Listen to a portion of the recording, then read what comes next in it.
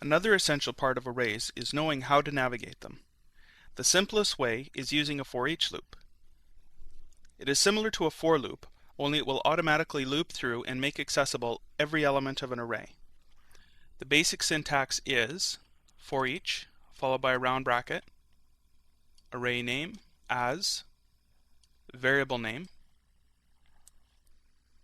closing round bracket, opening curly bracket, the operations, and a closing curly bracket.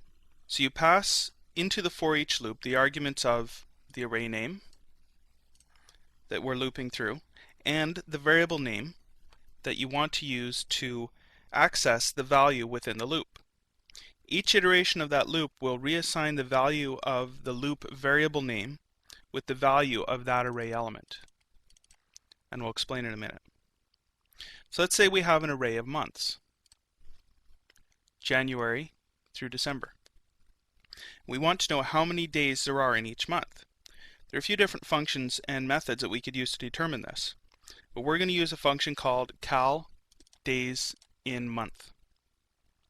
You simply pass this function the calendar that you want to use, in our case, Gregorian calendar, the month number, and the year. Now you notice that we only have month names here, not the month number, so we need a way to find that month number. This also can be done a number of different ways. Adding that information to the array, making it multidimensional, creating a second array to reference, etc. But since the array of months that we have here is sequential, it can be done very easily with a counter within our loop.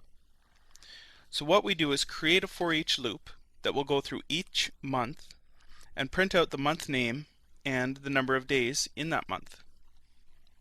So we start our counter at 1 because January will be month number 1. Then we print out the current month name. See, in our for each here again we're passing our array months, and the variable that we're putting each value in is current month. So within our for each loop we reference the variable current month, which will hold the value for each loop iteration, January, then February, then March, then April, and so on.